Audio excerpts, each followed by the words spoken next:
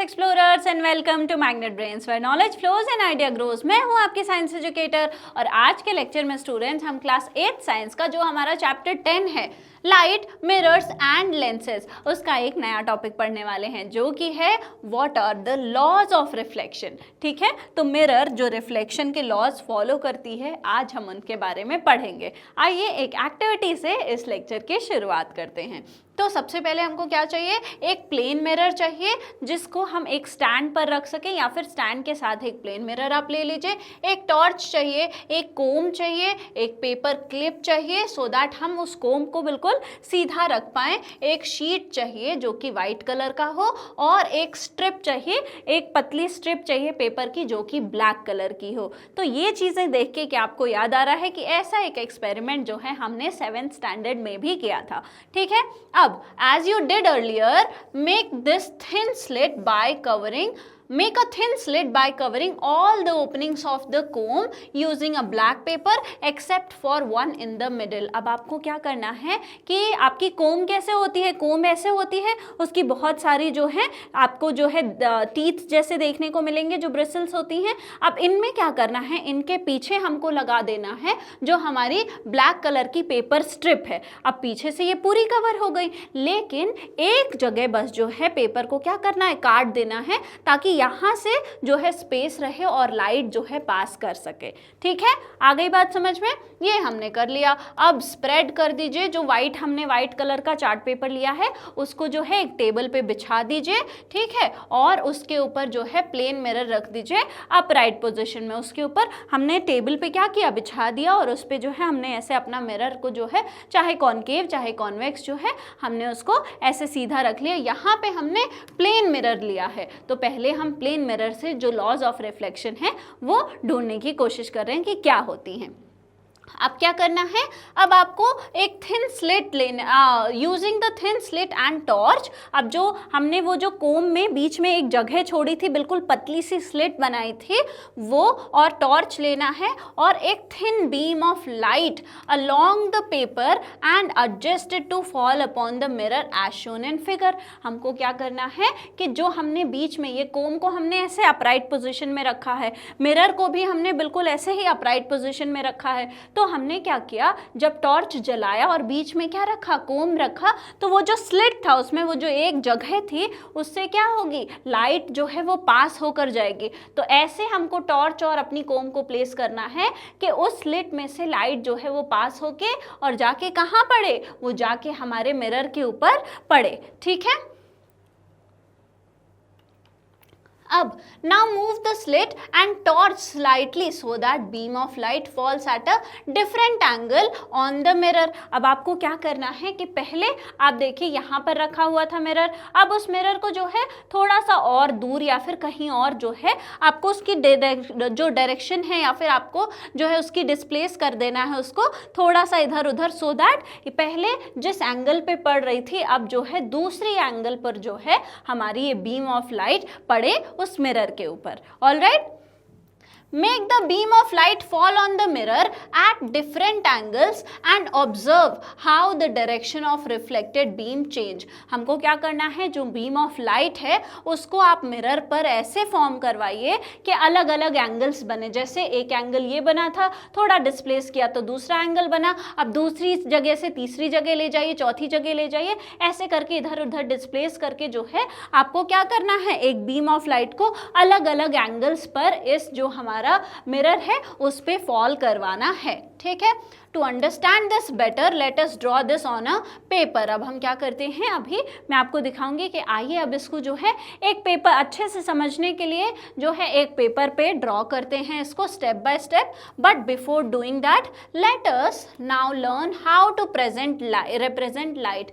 अब जैसे हम पेपर पे अगर कोई चीज़ दिखा रहे हैं, जैसे हमने अभी क्या दिखाया था कि कॉनकेव और कॉन्वेक्स मिरर कैसे हम उनको डिनोट करते हैं, ये हो गया हमारा कॉनकेव मिरर, ये हो गया हमारा कॉन्वेक्स मिरर। तो ये उनका क्या है, रिप्रेजेंटेशन। पेपर पे आप ऐसे रिप्रेजेंट कर सकते हैं, वैसे ही आइए जो लाइट है उसको कैसे रिप्रेजेंट करेंगे वो हम देख लेते हैं। तो we often represent light by straight lines with arrows, हम कैसे जो है लाइट को दिखाते हैं कि ऐसे जो है लाइट जो है और उसकी डायरेक्शन हम ऐसे एरो से दिखाते हैं, ठीक है। ये जो है ऐसे हम लाइट को दिखाते हैं और रेज से, ठीक है। अब स्ट्रेट लाइन विद एरो को ही तो रे बोलते हैं, यही तो रे है। रेज जो है क्या इंडिकेट करती हैं, path along which light travels. अब ये रे जो है दिखा रही कि लाइट इधर जा रही है, मान लो कि ये रे इधर बनी होती तो लाइट जो है इधर को आ रही है, तो जो रे बनी है वो क्या दिखा रही है कि जो पाथ है जो लाइट फॉलो कर रही है उसका डायरेक्शन जो है रेज बताती हैं, ठीक है। Do you remember learning earlier that the light travels along a straight line, हमको ये बात पता है, ये हम जो है 7th स्टैंडर्ड में कंफर्म कर चुके हैं कि लाइट जो है बेंड नहीं होती है, वो ऐसे फ्लो करके नहीं मूव करती है, लाइट हमेशा स्ट्रेट लाइन में ही मूव करती है, ठीक है। तो इन सब कंसेप्ट्स को ध्यान में रखते हुए आइए हम जो है अब क्या करते हैं, अपना जो मिरर है और उसके जो हम लॉज ऑफ रिफ्लेक्शन पढ़ने की कोशिश कर रहे हैं वो बनाते हैं, उसको पेपर पे जो है बनाकर देखते हैं। अब क्या करना है, एक लाइन बनानी है showing the position of the plane mirror, also draw lines with arrows जो कि रेज को इंडिकेट करेंगे,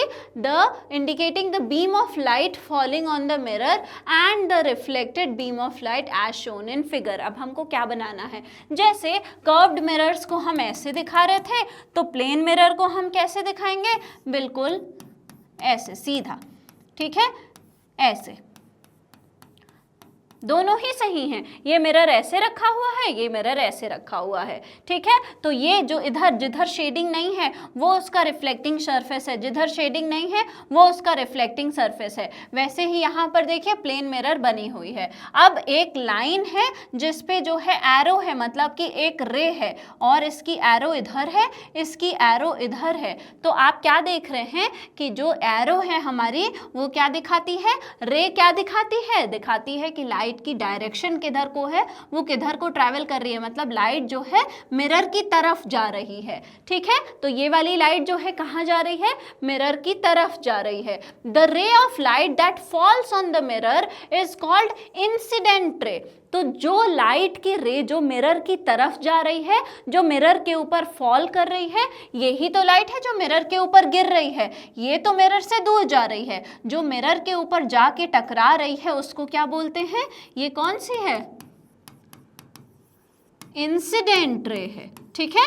तो जो मिरर, जो रे ऑफ लाइट जो कि मिरर की तरफ जा रही है, जो मिरर के ऊपर जाके गिर रही है, उसको हम इंसिडेंट रे बोलते हैं। Alright, the ray of light that comes back from the mirror is called the reflected ray। और वो ray of light जो मिरर से टकरा के वापस आ रही है, मिरर की तरफ नहीं जा रही है, मिरर की तरफ जाने वाली इंसिडेंट रे, मिरर से टकरा के आने वाली, मिरर से दूर जाने वाली कौन सी है, रिफ्लेक्टेड रे। ये रिफ्लेक्ट होके मिरर से जो है दूर जा रही है, ठीक है। तो ये क्या हो गई, ये है रिफ्लेक्टेड रे। आ गई बात समझ में कि इंसिडेंट रे क्या होती है, जो है रिफ्लेक्टेड रे क्या होती है, ये दोनों चीजें आई होप जो है अब आपको समझ आ गई होंगी, ठीक है। Now remove the mirror. अब आपको क्या करना है, अब आप मिरर हटा दीजिए, ठीक है। अब जब आप मिरर हटा देंगे तो from the point where the incident ray strikes the mirror draw a line making an angle of 90 degree to the line representing the mirror. अब आपने क्या किया, जो हमारा ये एक्सपेरिमेंट था, ठीक है, हमने क्या किया था, लाइन देखी कि किधर से जा रही है और इसको जो है ऐसे ड्रॉ कर लिया। अब मिरर यहाँ से, ये तो मिरर रखा है, एक्चुअल मिरर यहाँ से हटा दिया, ठीक है। तो अब क्या कर रहे हैं, आइए समझते हैं। अब हमको क्या करना है कि अब मिरर हमने हटा दिया, तो जहां पर where point where the incident ray strikes the mirror, जहां पर इंसिडेंट रे, जिस पॉइंट पर इंसिडेंट रे जाकर उस मिरर से टकरा रही है, जिस पॉइंट पर इंसिडेंट रे जाकर मिरर से टकरा रही है, वहां पर क्या करना है हमको, draw a line making an angle of 90 degree to the line representing the mirror। वहां पर उसी पॉइंट पे हमको एक एंगल बनाना है 90 डिग्री का, एक लाइन बनाना है जो कि 90 डिग्री एंगल बना रहा है मिरर से। तो मिरर कहाँ पर है, मिरर ऐसे है और इस पॉइंट से हमको एक जो है लाइन बनानी है और ऐसी लाइन बनानी है जिसका एंगल इस मिरर से कितना हो, 90 डिग्री का हो। तो हमने क्या किया कि ये जो हमारी जो इंसिडेंट रे थी वो यहाँ टकरा रही थी, तो यहाँ से हमने एक लाइन बना ली और इसका जो एंगल है वो क्या है, मिरर से इस लाइन का एंगल है 90 डिग्री। ठीक है, मिरर से इस लाइन का एंगल कितना है, 90 डिग्रीज है। ठीक है, आ गई बात समझ में। This line is known as normal to the reflecting surface at the point of incidence O। अब आप क्या समझिए कि इस लाइन को क्या बोलते हैं, इस लाइन को बोलते हैं नॉर्मल। ठीक है, ये लाइन क्या है, एक ऐसी लाइन, अच्छा ये एक्चुअली एग्जिस्ट नहीं करती है, ये जो है हम इमेजिन करते हैं कि जो है रिफ्लेक्ट कर रही है एक रे जो है इंसिडेंट कर रही है, एक रे रिफ्लेक्ट करके जा रही है। तो एक ऐसी लाइन जो कि हमारे मिरर से, मान लीजिए आपका ये मिरर था, ठीक है, इससे हमने क्या किया, 90 डिग्री एंगल बनाया। ठीक है, क्या है यही 90 डिग्री मतलब क्या, परपेंडिकुलर। तो परपेंडिकुलर जब हम एंगल बना रहे हैं उसको बोलते हैं नॉर्मल। ठीक है, तो इस केस में यहाँ से एक स्ट्रेट लाइन बनाया, ये 90 डिग्री एंगल बनाएगा किससे, हमारे मिरर की जो लाइन थी उससे, जो है जहाँ मिरर प्लेस था वहाँ से 90 डिग्री एंगल बनाएगा और इसको हम बोलेंगे नॉर्मल। ठीक है, कभी इसको नॉर्मल रे नहीं बोलना है, ये कोई रे नहीं है, ये सिर्फ क्या है 90 डिग्री एंगल दिखाने वाली लाइन है, इसको हम बोलते हैं नॉर्मल। ठीक है, आ गई बात समझ में। तो कंपोनेंट सब आपको समझ आ गए, इंसिडेंट रे मैं बोल रही हूँ तो क्या होता है समझ आ गया, और जो हमारा रिफ्लेक्टेड रे है वो भी समझ आ गया, और नॉर्मल जो है अब आप आई होप जो है वो भी आपको समझ आ गया होगा। तो बहुत ही जो है ज़्यादा यूज़ आने वाला है हमारा, क्योंकि आप जो है ये हमारा जो इंसिडेंट रे है उससे नॉर्मल के बीच का एंगल, आपका जो हमारा मिरर है उससे इंसिडेंट रे के बीच का एंगल, ये पूरा एंगल जो मिरर है नॉर्मल के बीच का एंगल, ये सब जो है हमारे अभी बहुत काम में आने वाला है। ठीक है, आ गई बात समझ में। आइए अब जो है हम आगे बढ़ते हैं। ठीक है, अब मैं जो है इसको क्लियर कर रही हूँ, फिर हम आगे बढ़ते हैं। The angle between normal and the incident ray is called angle of incidence। आ गया कि जो हमारा ये क्या है, इंसिडेंट रे है, रिफ्लेक्टेड रे है। अब हमने एक देखिए नॉर्मल भी बना लिया है। अब जो नॉर्मल और इंसिडेंट रे के बीच का एंगल है, कंफ्यूज नहीं हो रहा है, मिरर और इंसिडेंट रे के बीच का एंगल नहीं, नॉर्मल और इंसिडेंट रे के बीच का ये जो एंगल है ये हमारा नॉर्मल हो गया। तो नॉर्मल और इंसिडेंट रे के बीच का जो एंगल है उसको हम क्या बोलते हैं, एंगल ऑफ इंसिडेंस। ठीक है, जो हमारी इंसिडेंट रे है वो नॉर्मल से कितनी डिग्रीज पर, किस एंगल पर फॉल कर रही है, उसको हम एंगल ऑफ इंसिडेंस बोलते हैं। मान लीजिए कि ये हमारा क्या है, मिरर है और ये हमारा इसका नॉर्मल है। अब इस पे मान लीजिए कि ऐसे फॉल करती हमारी जो इंसिडेंट रे है और वो रिफ्लेक्ट करके चली जाती, तो ये हमारा क्या हो जाता, ये हमारा एंगल ऑफ इंसिडेंस हो जाता। अब यहीं पे दूसरी एक मिरर ले लेते हैं, इसका ये क्या है, नॉर्मल है, और इससे अगर बिल्कुल यहाँ से एंगल ऑफ इंसिडेंस होता और वो रिफ्लेक्ट करके जाती, तो ये हमारा जो कम है, यहाँ पे देखिए एंगल ऑफ इंसिडेंस कितना ज़्यादा है, यहाँ पर एंगल ऑफ इंसिडेंस जो है वो कम होता। तो एंगल ऑफ इंसिडेंस जो है वो क्या होती है, हमारी नॉर्मल और इंसिडेंट रे के बीच जो एंगल बनता है वो एंगल ऑफ इंसिडेंस कहलाता है।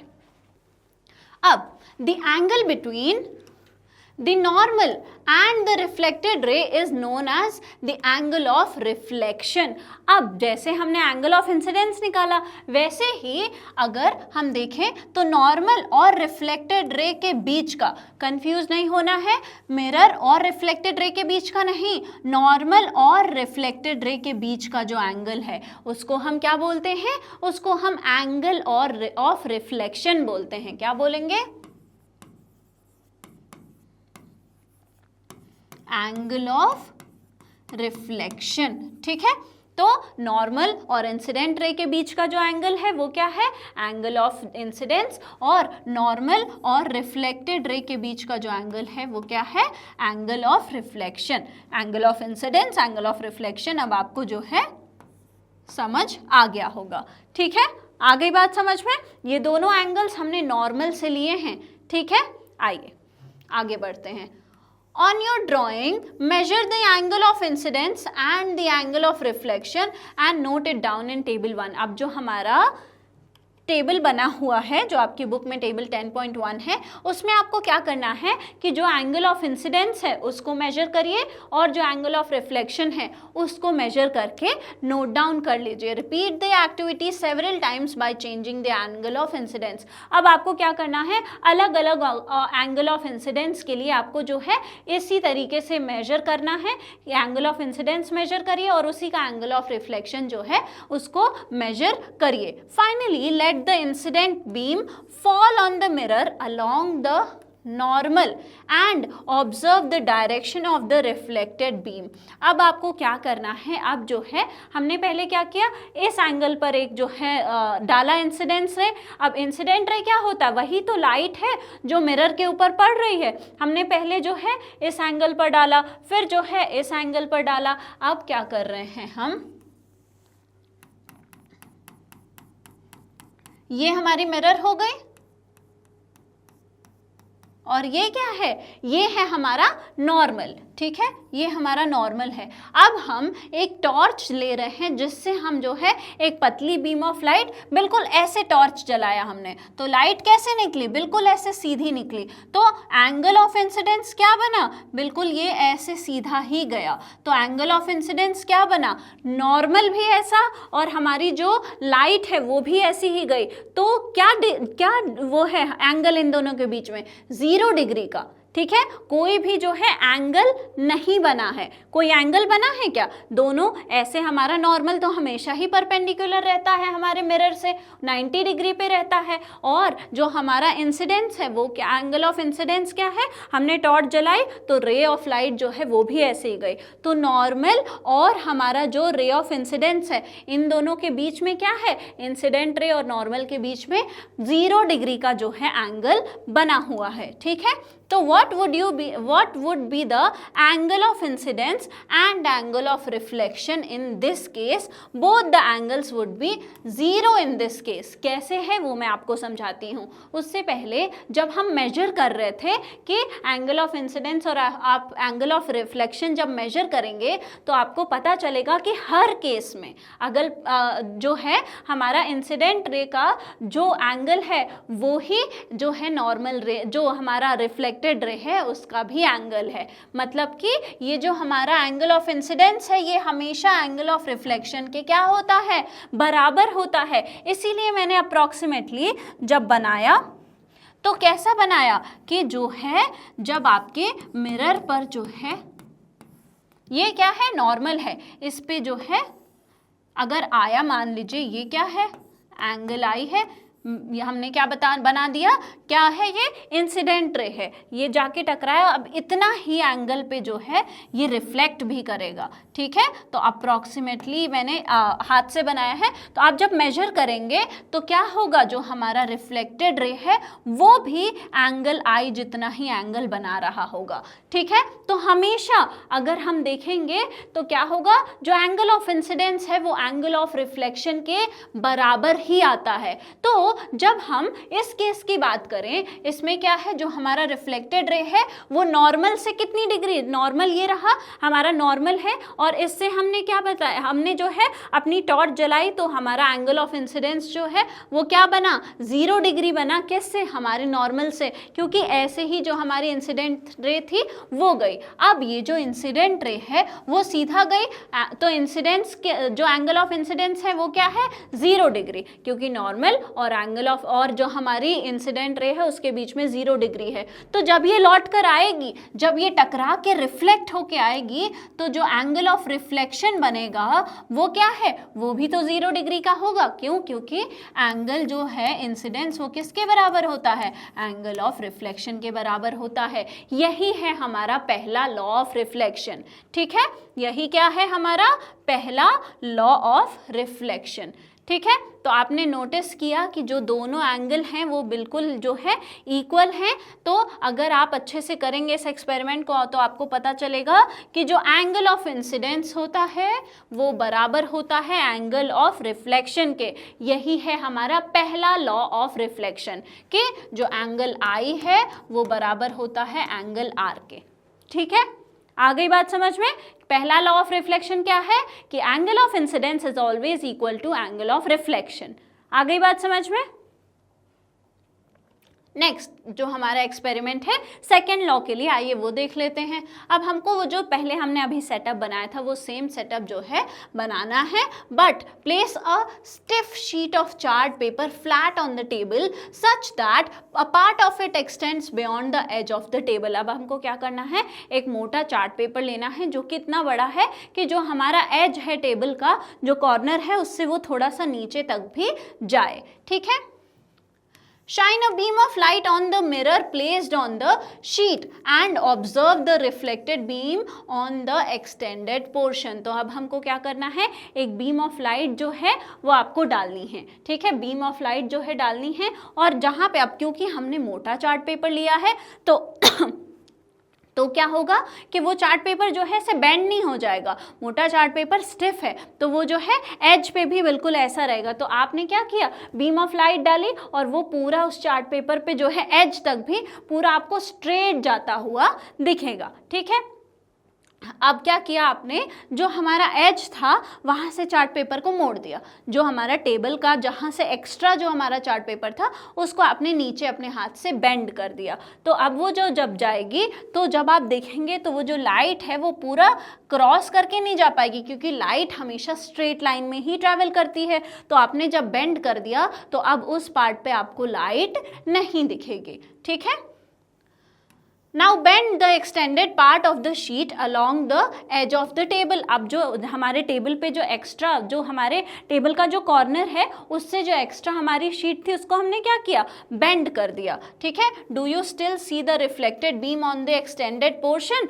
जब आपने बेंड किया तो देखिए यहाँ पर लाइट पूरे में आ रही थी, लेकिन यहाँ पे हमने क्या किया, उस पेपर को नीचे की तरफ बेंड कर दिया है। तो क्या वो लाइट बेंड हो गई? ऐसा नहीं होता है। हम एक्सटेंडेड पोर्शन को जो है पिन नहीं देख पाते हैं, क्योंकि लाइट हमेशा स्ट्रेट लाइन में ही ट्रैवल करती है।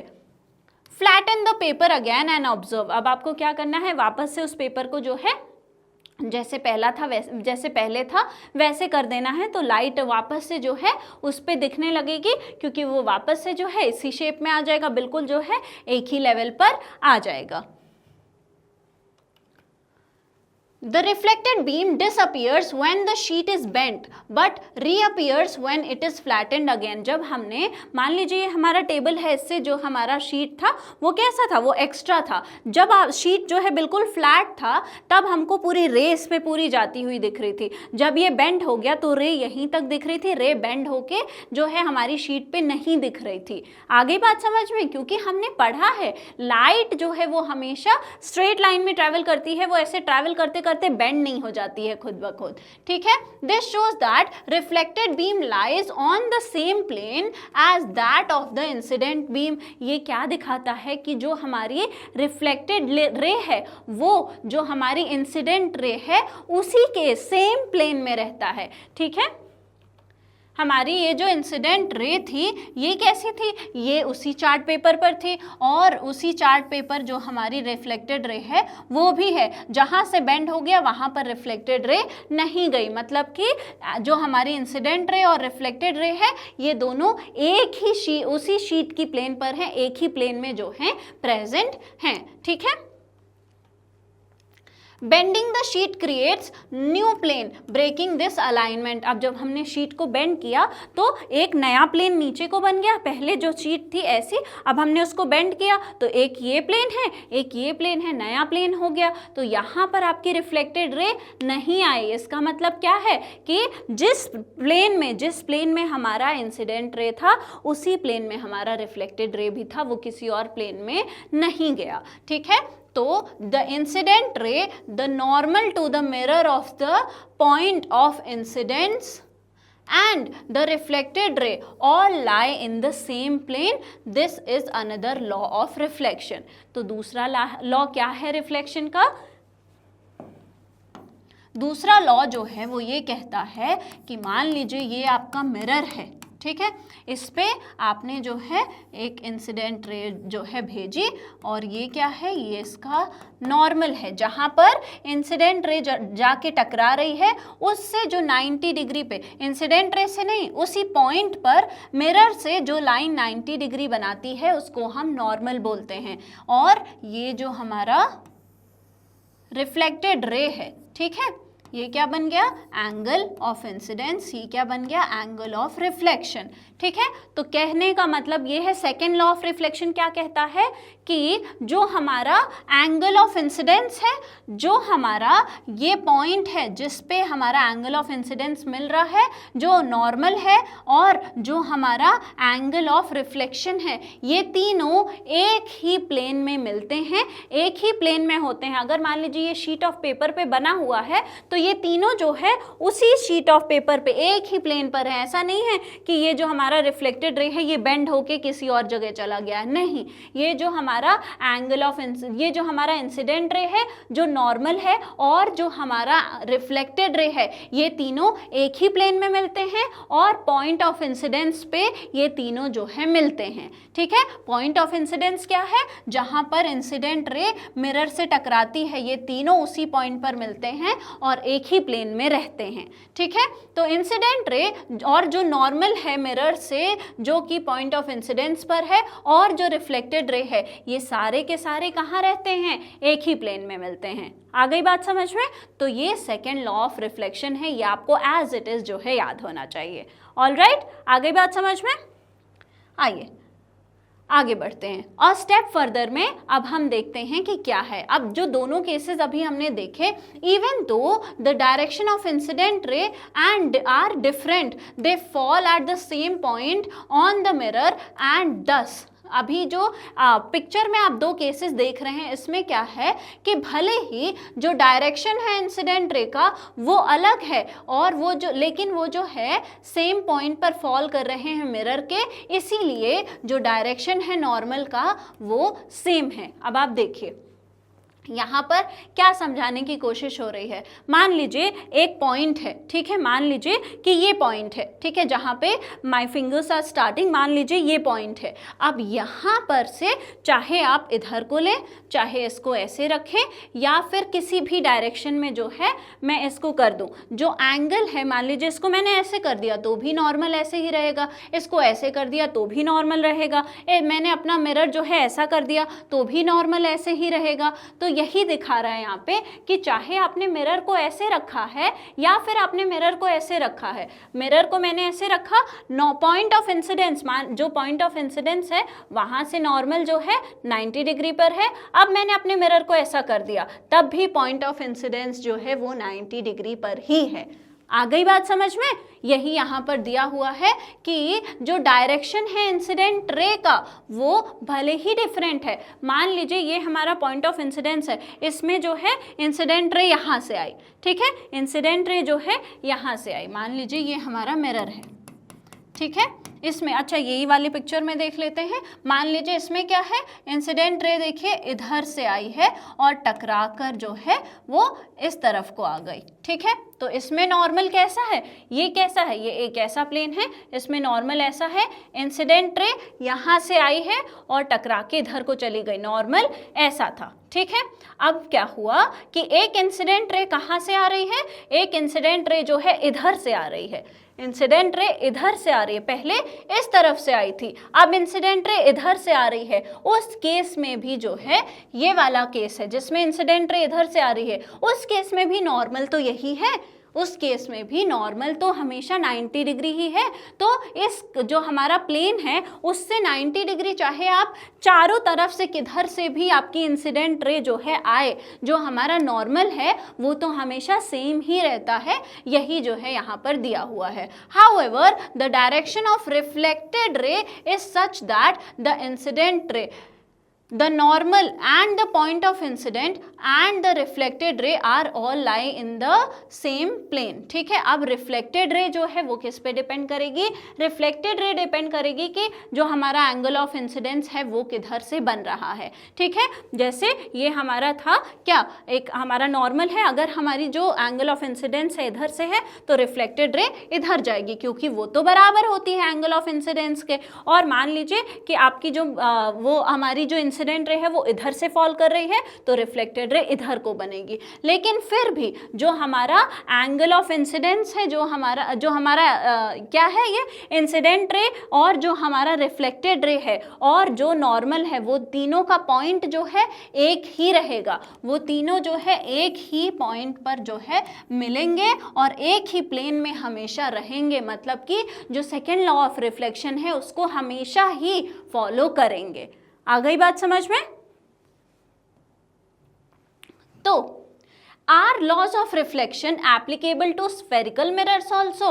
तो जो स्फेरिकल मिरर्स हैं, क्या जो लॉ ऑफ रिफ्लेक्शन है उन पे भी क्या ये सेट होते हैं? क्या स्फेरिकल मिरर्स भी लॉ ऑफ रिफ्लेक्शन को फॉलो करते हैं? बिल्कुल फॉलो करते हैं. The laws of reflection are valid for all kinds of mirror, planes and spherical. जो लॉ ऑफ रिफ्लेक्शन है हमारा वो प्लेन मिरर को भी जो है क्या करता है, वो प्लेन मिरर को भी फॉलो करते हैं उसको, लॉ ऑफ रिफ्लेक्शन को, और जो हमारे कर्व्ड मिरर्स हैं, जो स्फेरिकल मिरर्स हैं, वो भी फॉलो करते हैं लॉ ऑफ रिफ्लेक्शन को. ठीक है, but if multiple parallel rays fall on the spherical mirror we will observe something interesting. लेकिन जैसे मल्टीपल अगर आपको रेज जो है मिल रही हैं कर्व, जो हमारा कर्व्ड मिरर है उस पे, तो हम जो है थोड़ा अलग चीज एक्सपीरियंस करते हैं. आइए देखते हैं वो क्या होते हैं.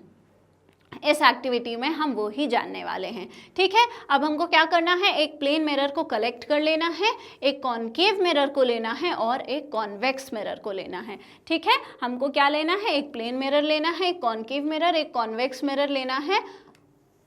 इन तीनों मिरर्स के लिए एक एक स्टैंड लेना है, एक टॉर्च लेना है, एक कोम्ब लेनी है और एक प्रॉपर क्लिप लेनी है, सो दैट जो कोम्ब है वो क्या करे, वो जो है उसको होल्ड कर पाए.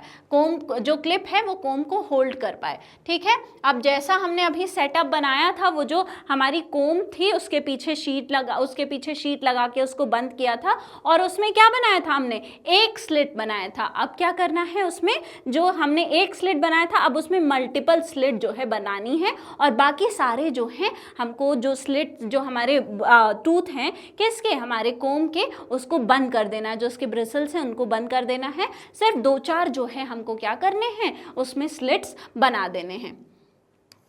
बट अब सिंगल स्लिट की जगह हमको जो है मल्टीपल ऑप्शंस जो है, मल्टीपल स्लिट जो हैं वो बनाने हैं ताकि उसमें से मल्टीपल बीम ऑफ लाइट जो है निकल कर जाए. ठीक है, let the multiple parallel beam of light fall upon the plane mirror, concave mirror and convex mirror one by one.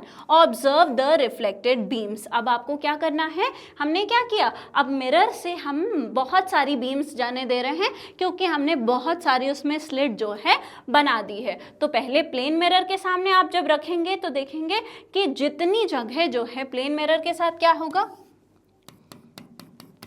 ये आपका प्लेन मिरर है, इस पे 1 2 3 4 5 मान लीजिए इतनी इंसिडेंट रे जो है आई हैं. ठीक है, अब इन सब के लिए जो हमारा नॉर्मल है वो अलग अलग है कि नहीं. जहां पे वो पड़ रही हैं, जहां पर पॉइंट ऑफ इंसिडेंस है वहां से जो मिरर 90 डिग्री एंगल बनाता है वो ही लाइन नॉर्मल होती है. तो इसमें क्या होगा, इस केस में जो एंगल ऑफ रिफ्लेक्शन है वो ये होगा, अलग अलग केसेस में ऐसे होंगे. ठीक है, आई होप ये आपके लिए बहुत मेस्ड अप नहीं होगा और थोड़ा जो है समझ आ रहा होगा. वही चीज़ यहाँ पर बनी है कि जो हमारा एंगल ऑफ इंसिडेंस और एंगल ऑफ रिफ्लेक्शन जो है वो बिल्कुल बराबर है और जितनी रेज जा रही हैं पैरेलली वो फिर जो है उसी एंगल पर, जिस एंगल पर इंसिडेंट हुई हैं उसी एंगल पर रिफ्लेक्ट होकर जो है आ रही हैं. ये हो गया किसके साथ, हमारे प्लेन मिरर के साथ. वो ये पहला वाला जो है हमको मिरर दिखा रहा है. अब जब आप कॉनकेव मिरर की बात करेंगे, ठीक है, जब आप कॉनकेव मिरर की बात करेंगे तो ये मान लीजिए आपका कॉनकेव मिरर है। हमको पता है लॉज ऑफ रिफ्लेक्शन जो है चाहे प्लेन मिरर हो चाहे कर्व्ड मिरर हो दोनों ही फॉलो करते हैं। तो इस पे क्या होगा, इस पे मान लीजिए एक जो है हमारी बीम ऑफ लाइट आई वो ऐसे पड़ी, तो इसके लिए जो इंसिडेंस है जो हमारा नॉर्मल है वो कहीं इधर होगा, ताकि वो 90 डिग्री तो बनाना चाहिए ना, ये 90 डिग्री का एंगल जो है वो बनाएगा। तो हमने क्या किया, ये बना लिया। अब जो है इस धर जो है ये क्या हुई, ये रिफ्लेक्ट होकर गई। अब दूसरी जो हमारी आई बीम ऑफ लाइट उसके लिए जो हमारा नॉर्मल है वो थोड़ा अलग होगा, क्योंकि कर्व है यहाँ पर, तो ये 90 डिग्री पड़ेगा।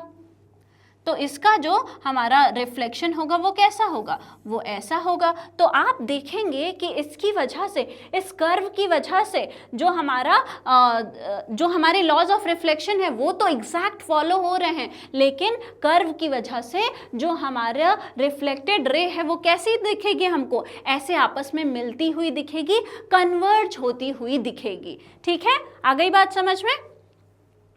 तो जब multiple parallel beam of light जो है फॉल करती हैं प्लेन मिरर पे, तो मल्टीपल रिफ्लेक्टेड रेज जो हैं बिल्कुल पैरेलल हमको दिखते हैं। ये मैंने आपको जो है दिखा दिया। अब कॉनकेव का केस देख लेते हैं। ठीक है, जब मल्टीपल बीम ऑफ लाइट पड़ती हैं किस पे, कॉनकेव मिरर पे, तो मल्टीपल रिफ्लेक्टेड रेज जो हैं वो क्लोज आने लगती हैं और कन्वर्ज होने लगती हैं। मतलब कि जो हमारी रिफ्लेक्टेड रेज हैं वो क्या होंगी, वो एक दूसरे की तरफ जो है लगेंगे इस कर्व की वजह से, लेकिन जो हमारे लॉज ऑफ रिफ्लेक्शन है वो बिल्कुल फॉलो हो रहे हैं। जो एंगल ऑफ इंसिडेंस है और एंगल ऑफ रिफ्लेक्शन है वो बिल्कुल जो है बराबर है, और पॉइंट ऑफ इंसिडेंस पे जो हमारा इंसिडेंट रे है, रिफ्लेक्टेड रे है, नॉर्मल है, वो एक ही प्लेन पर है। ये सारी चीजें जो हैं एक ही प्लेन में हो रही हैं। ठीक है, अब कॉन्वेक्स मिरर को भी देख लेते हैं। ये हमारा कॉन्वेक्स मिरर है। इसमें क्या होगा, मान लीजिए एक जो है हमारी इंसिडेंट रे आई, अब इसके लिए नॉर्मल जो है कैसा होगा, कुछ ऐसा होगा। ठीक है, तो ये रिफ्लेक्ट होकर जो है चला गया, मान लीजिए ये अप्रॉक्सीमेट जो है बराबर है। ठीक है, अब दूसरी रे है जो है, दूसरी रे आई वो कहाँ पड़ी, यहाँ पड़ी। अब इसके लिए नॉर्मल जो है वो ऐसा होगा, तो ये जो है आपको और दूर जाती दिखेगी। मान लीजिए तीसरी रे यहाँ पड़ी, तो इसके लिए नॉर्मल कैसा होगा, इसके लिए नॉर्मल जो है ऐसा होगा। तो ये जो एंगल ऑफ इंसिडेंस है ये आपको जो है और दूर इनफैक्ट मिलेगा। ठीक है, तो एंगल आई और एंगल जो आर है वो आपको बराबर मिलेंगे। तो भले ही यहाँ पर जो है आपको देखने को मिल रहा है कि एंगल आई एंगल आर जो है बराबर है, सेकेंड लॉ ऑफ रिफ्लेक्शन भी फॉलो हो रहा है, लेकिन जो रिफ्लेक्टेड रे हैं वो एक दूसरे से दूर जाती हुई दिख रही हैं। देखिए रिफ्लेक्टेड रे क्या है, बिल्कुल ऐसे एक दूसरे से जो है दूर जाती हुई दिख रही हैं। ठीक है, तो रिफ्लेक्टेड रे डाइवर्ज कर रही हैं, दूर दूर बिखर रही हैं, मतलब कि डाइवर्ज कर रही हैं। वही होता है हमारे कॉन्वेक्स के केस में कि in case of convex mirror the multiple reflected beams spread, that is they diverge. ठीक है, तो इसमें कॉनकेव मिरर में क्या देखने को मिलता है कि जो मल्टीपल लाइट रेज हैं वो कन्वर्ज हो रही हैं, और कॉन्वेक्स मिरर में देखने को मिलता है कि जो मल्टीपल लाइट रेज हैं वो डाइवर्ज हो रही हैं, वो जो है एक दूसरे से दूर दूर जा रही हैं। लेकिन सारे ही मिरर्स जो हैं दोनों लॉज ऑफ रिफ्लेक्शन को क्या करते हैं, फॉलो करते हैं। ऑलराइट, आ गई बात समझ में। In case of spherical mirrors, even though each ray of light follows the law of reflection, the curved surface of the spherical mirror causes the parallel beam of rays to either converge or diverge on reflection depending on the shape of the mirror. अब भले ही जो हमारे दोनों ही spherical mirror हैं वो दोनों laws of reflection को follow करती हैं, लेकिन ये जो curve है इसकी वजह से जो reflected rays हैं वो क्या होती हैं, वो या तो कन्वर्ज होती हैं कॉनकेव मिरर के केस में, या फिर डाइवर्ज होती हैं कॉन्वेक्स मिरर के केस में। ठीक है, डिपेंड करता है कि मिरर कॉनकेव है या फिर कॉन्वेक्स है। ऑलराइट, तो इसलिए हमारा जो मिरर होता है कौन सा, प्लेन मिरर का देखिए यहाँ पे दिया हुआ है, और जो हमारा कॉन्केव मिरर है उसमें देखिए कन्वर्ज हो रहे हैं, और जो कॉन्वेक्स मिरर है उसमें देखिए डाइवर्ज हो रहे हैं, एक दूसरे से जो है दूर जा रही हैं। लेकिन किसी भी केस में आप देखेंगे अगर आप नॉर्मल बनाएंगे तो वो बिल्कुल 90 डिग्री के एंगल पर आएगा, ठीक है। और अगर आप देखेंगे तो एंगल ऑफ इंसिडेंस जो है वो एंगल ऑफ रिफ्लेक्शन के बिल्कुल बराबर आएगा, और जो हमारा पॉइंट ऑफ इंसिडेंस है जिस पे हमारा इंसिडेंट रे पड़ा है वो नॉर्मल, और जो हमारा रिफ्लेक्टेड रे है, ये तीनों जो है एक ही प्लेन में मिलेंगे, मतलब कि दोनों ही लॉ ऑफ रिफ्लेक्शन को जो है ये फॉलो करेंगे। तो कॉन्केव मिरर को हम कन्वर्जिंग मिरर भी कहते हैं, कॉन्वेक्स मिरर को हम डाइवर्जिंग मिरर भी कहते हैं, ठीक है। आ गई बात समझ में। So the concave mirror converges light beam while the convex mirror diverges it. ये बात तो बड़ी इंटरेस्टिंग है। Since concave mirror converges the light beam, wouldn't light get concentrated at a small area? अब क्योंकि concave mirror क्या कर रही है, कॉन्केव मिरर एक जगह जो है लाइट बीम को क्या कर रही है, ला के कन्वर्ज कर रही है, एक साथ मिला रही है।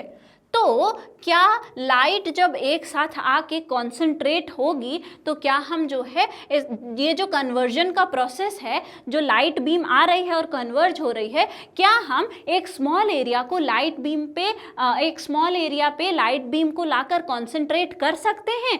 क्या ये पॉसिबल है? आइए वो भी करके देख लेते हैं, ठीक है। तो हम क्या कर रहे हैं, अब हम एक नया एक्सपेरिमेंट कर रहे हैं। एक कॉन्केव मिरर लेना है आपको, एक शीट ऑफ थिन पेपर लेना है, या फिर आप न्यूज़पेपर भी ले सकते हैं। उसको कॉन्केव मिरर को जो है रखिए ऐसा कि उस पर जो है सन की रेज जो है आकर पड़े, और सन की रेज जब उस पर आके पड़ेंगी तो आपको ऐसे रखना है एंगल पर, कॉन्केव मिरर को ऐसे रखना है कि उससे रिफ्लेक्ट होकर जो लाइट है वो जो हमने शीट ऑफ पेपर लिया है उस पर जाकर पड़े, ठीक है। Direct the light of the sun reflected by the mirror to on the sheet of the paper. ऐसे हमको रखना है कि सन की लाइट जब इस पे आ रही है तो ये रिफ्लेक्ट होकर पेपर जो हमने रखा है उस पर जाकर पड़े, ठीक है। और ऐसे एडजस्ट करना है डिस्टेंस को पेपर के कि जब तक आपको शार्प ब्राइट स्पॉट ना मिले, मतलब कि जो उस पे हमको रिफ्लेक्शन मिल रहा है वो बिल्कुल एक ऐसा डॉट जैसा ना मिले और ब्राइट एकदम स्पॉट ना मिले। देखिए इस पे मान लीजिए इधर से सन आ रहा होगा तो इसका रिफ्लेक्शन जो है हमको ऐसा मिल रहा है, ठीक है। तो इस तरीके से हमको क्या करना है, इस तरीके से हमको जो है अपना एक्सपेरिमेंट का सेटअप जो है बनाना है, ठीक है। Hold the mirror and the sheet of paper study for a few minutes. अब जो है ये जो हमारा मिरर है इसको क्या करना है, हमको स्टडी रखना है थोड़ी देर के लिए बिना हिलाए डुलाए। Does the paper start to burn producing smoke? क्या ये जो हमारा पेपर है अब वो बर्न होना स्टार्ट हो जाएगा, या फिर क्या उसमें से स्मोक जो है वो निकलने लगेगी? तो उस पेपर के साथ आखिर क्या होगा, जो ब्राइट स्पॉट है उस पेपर पे जो कि फॉर्म हुआ है क्योंकि लाइट जो है सन की आ रही है और एक साथ जो है बहुत सारी लाइट क्या हो रही है, एक ही स्पॉट पर पड़ रही है, एक ही स्पॉट पे कन्वर्ज हो रही है रिफ्लेक्शन के बाद मिरर से। तो उस कॉन्सेंट्रेटेड लाइट की वजह से क्या हो रहा है, क्योंकि हमको पता है जो हमारी सनलाइट होती है वो हीट भी प्रोड्यूस करेगी, एक साथ आके बहुत सारी जो रेज है एक जगह कन्वर्ज होंगी तो हीट प्रोड्यूस होगा। और जब इग्निशन टेम्परेचर, ऐसा टेम्परेचर जिसके बाद जो है बर्निंग स्टार्ट हो जाती है, जब वो हीट जो है कन्वर्जिंग के बाद जब हीट जो है इग्निशन टेम्परेचर से ज़्यादा हो जाएगा तो उस पेपर में जो है आग लग जाएगी, ठीक है। This produces sufficient heat at this point which can ignite the paper. यहाँ पर सफिशिएंट हीट जो है वो क्या होता है, प्रोड्यूस हो जाता है, और उससे क्या होता है, पेपर जो है उसमें इग्निशन टेम्परेचर के ऊपर चला जाता है और पहले स्मोक आता है और फिर वो पेपर जो है जलने लगता है, ठीक है। आ गई बात समझ में? तो स्टेप फर्दर में अब हम जानेंगे एक डिवाइस के बारे में, जो अभी हमने चीज पढ़ी उसका एप्लीकेशन एक डिवाइस करती है। आइए उसके बारे में जानते हैं। Devices which concentrate sunlight into a smaller area using mirrors and lenses are called solar concentrators. ऐसे डिवाइसेस जो कि सनलाइट को जो है यूज करते हैं एक स्मॉल एरिया पे कन्वर्ज करने के लिए, मिरर का यूज करके, लेंस का यूज करके, उनको हम क्या कहते हैं? सोलर कॉन्सेंट्रेटर्स कहते हैं। ठीक है। एक अब जो कॉन्सेंट्रेटेड सनलाइट है उसको हम क्या कर रहे हैं, यहाँ पे हम जो है सनलाइट को कॉन्सेंट्रेट कर रहे हैं, उससे हीट मिलेगी। उस हीट को हम जो है कैसे यूज करते हैं? जो कॉन्सेंट्रेटेड सनलाइट है उसको हम हीट करते हैं लिक्विड को हीट करने के लिए, स्टीम प्रोड्यूस करने के लिए, जो कि जो है इलेक्ट्रिसिटी जनरेट करने के काम में आ सकता है। ठीक है। आपको जो है हीट प्रोवाइड करता है अलग अलग पर्पसेस के लिए, जैसे कि मान लीजिए आपको जो है लार्ज स्केल पर कुकिंग करनी है, और या फिर सोलर फर्नेसेस में भी जो है हीट की ज़रूरत होती है, वो भी ये प्रोवाइड कर सकता है। सोलर फर्नेसेस के बारे में ऑलरेडी जो है जब हम मेटल्स एंड नॉन मेटल्स के बारे में पढ़ रहे थे तो हम पढ़ चुके हैं, है ना, कि जो हमारे सोलर फर्नेसेस होते हैं उनमें जो हमारे